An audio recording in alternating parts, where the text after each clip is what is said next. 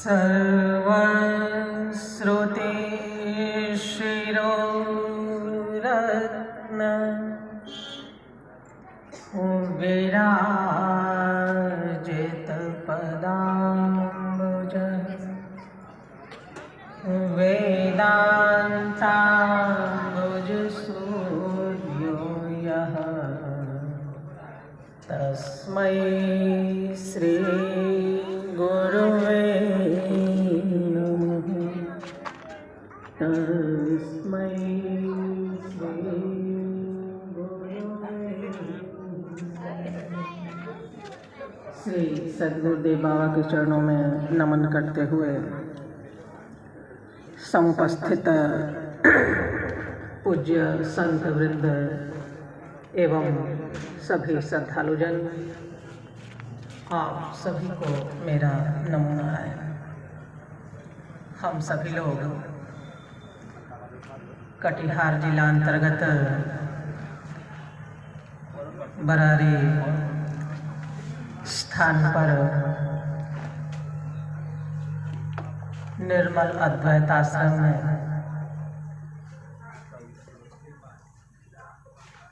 अनंत विभूषित पूज्य स्वामी प्रदीप हरि जी महाराज के छठे पुण्य दिवस के अवसर पर आयोजित सत्संग सत्र में जो 2024 ईस्वी के 16 और 17 दिसंबर को आयोजित है, इसके प्रथम दिवस के संध्याकालीन सत्संग सत्र में उपस्थित हैं।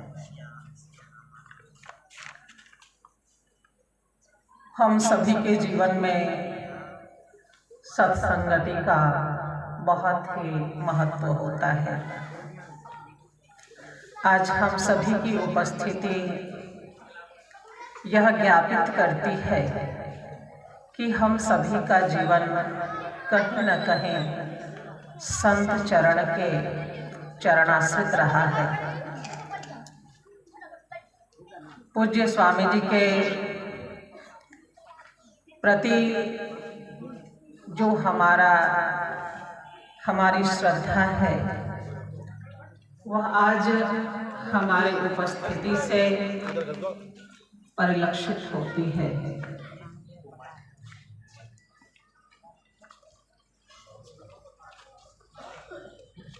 जीवन में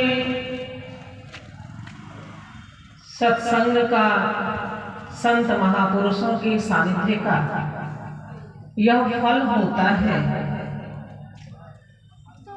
कि हम जीवन में प्राप्त समस्त दुखद परिस्थितियों की आत्यांतिक निवृत्ति कर पाने में समर्थ हो जाते हैं।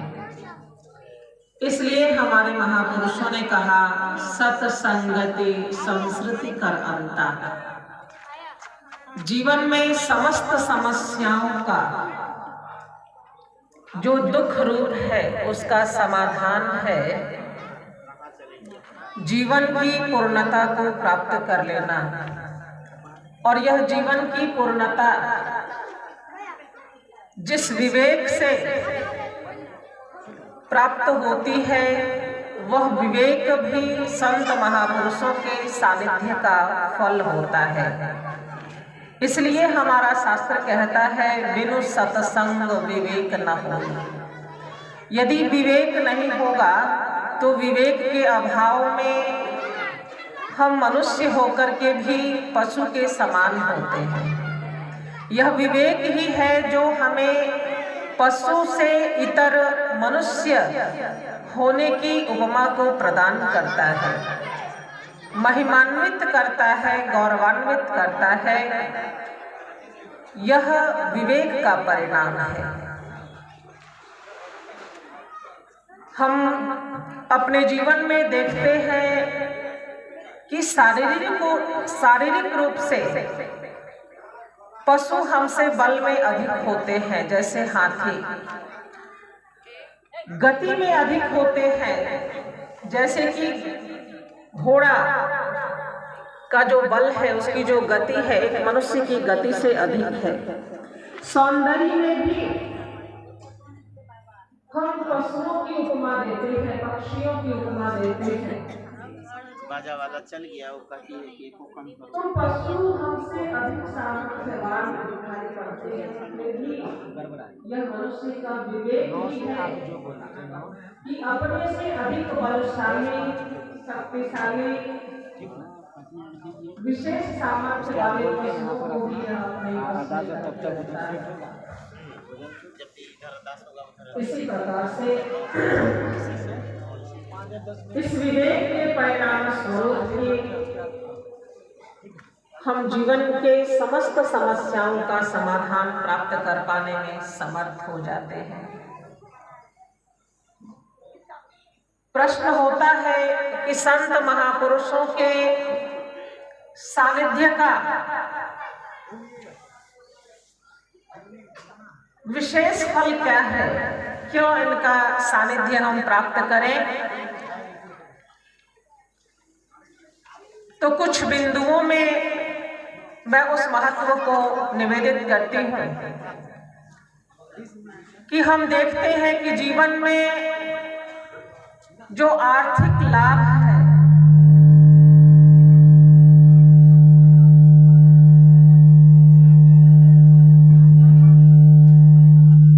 सुख सुविधाओं का जो लाभ है,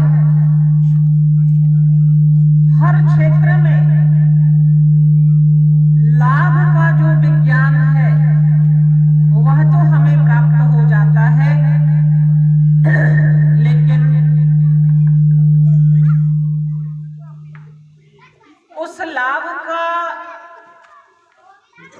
उस लाभ के प्रति जो लोभ की वृत्ति हमारे चित्तवृत्ति में उत्पन्न होती है, उस लोभ की वृत्ति के संवरण का उपाय हमें इस संसार में कोई भी देने में समर्थ नहीं दिखता, बिना संत महापुरुषों के, बिना सद्गुरु के।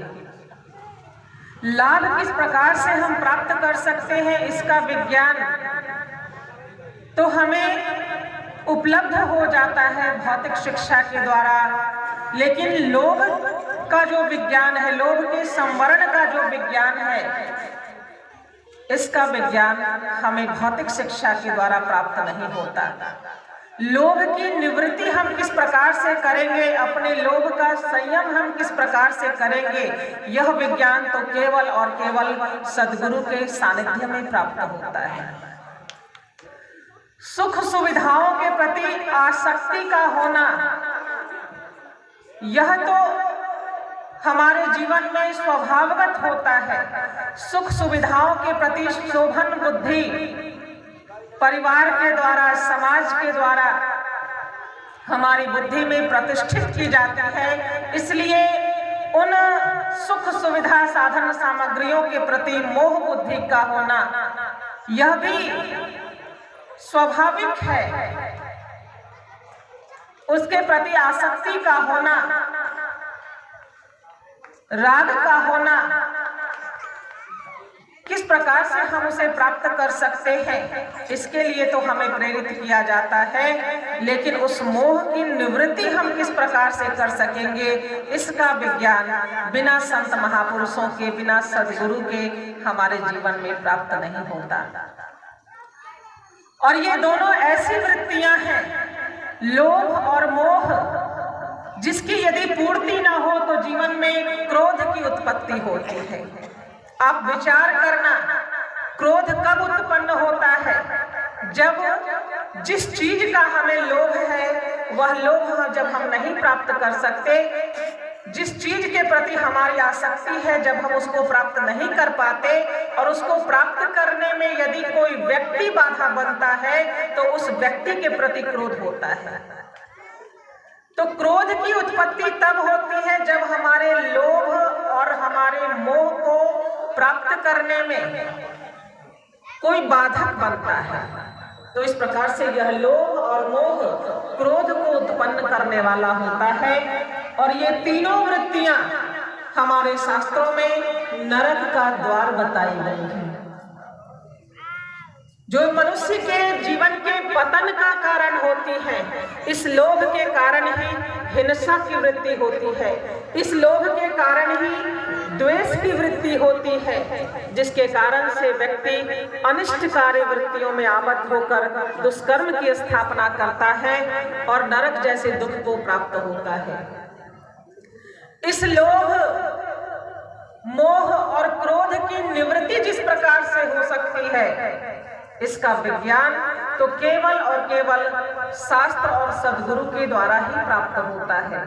हमारे महापुरुष कहते हैं कि मोह सकल व्याधिन कर मूला। संसार में जितनी भी व्याधियां हैं, जितनी भी बीमारियां हैं, उसका केवल और केवल कारण मोह है। कहा कि मोह सकल व्याधिन कर मूला, तिन तय पुनि उपजहि बहुसूला। ये मोह ही है जो बहुत सारे दुख रूपी कंटक को उत्पन्न करता है। कहा कि लोभ, क्रोध, मोह, ये सारी अनिष्टकारी वृत्तियां इस जीव को व्याधि के रूप में प्राप्त हो जाती हैं, जिसका मूल कारण मोह अर्थात अज्ञान है, आसक्ति है। कहा कि एक असाधि वश नर मरहि। यदि केवल एक व्याधि हो जाए, मोह की प्राप्ति हो जाए, लोभ की प्राप्ति हो जाए, क्रोध की प्राप्ति हो जाए, इन तीनों में से किसी एक की भी प्राप्ति हो जाए, तो कहा कि मनुष्य का पतन हो जाता है, उसे नरक की प्राप्ति हो जाती है, उसका विनाश हो जाता है। कहा कि एक असाधि बस नर मरहि, ए असाधि बहुव्याधि। ये तो बहुवचन में प्रकारांतर से बहुत सारी अनिष्टकारी वृत्तियों को जन्म देने वाली वृत्ति है, लोभ, मोह, क्रोध। कहा कि ए असाधि बहुव्याधि, संतत पीड़ित जीव कहो। हम सभी जीव इन वृत्तियों से आबद्ध हैं। इसलिए कहा कि सो के में लह समाधि।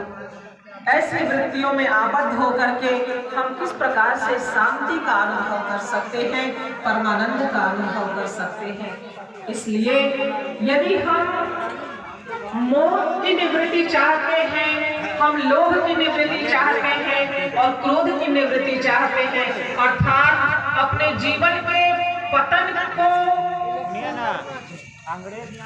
बचाना चाहते हैं, जीवन को पतित होने से बचाना चाहते हैं, विनाश से बचाना चाहते हैं, तो सद्गुरु वैद्य वचन विश्वासा, इन व्याधियों का चिकित्सा करने वाला केवल और केवल एक सद्गुरु ही वैद्य के रूप में उपस्थित होते हैं, जो इन वृत्तियों का इलाज करते हुए अंततः भव रोग रूपी व्याधि का भी इलाज करने में समर्थ होते हैं, उसकी भी चिकित्सा करने में कुशल एक चिकित्सक होते हैं। इसलिए ऐसे सद्गुरु का सानिध्य, ऐसे संत महापुरुषों का सानिध्य हमारे जीवन के समस्त समस्याओं के समाधान के लिए, अर्थात जीवन से दुख की आत्यांतिक निवृत्ति के लिए ऐसे संत चरण का, संत महापुरुषों के सानिध्य की आवश्यकता होती है, इसका महत्व होता है, जिसको प्राप्त करके जीव अपने जीवन में परमानंद को प्राप्त करके कृतार्थता का अनुभव करता है। यह है हमारे जीवन में संत महापुरुषों के सानिध्य का परमोत्कृष्ट फल। इस प्रकार से संत महापुरुषों के सानिध्य के महिमा का वर्णन करते हुए मैं अपनी वाणी को यहीं पर विराम देती हूँ। श्री सद्गुरुदेव बाबा के चरणों में नमन करते हुए आप सबको मेरा नमो नारायण।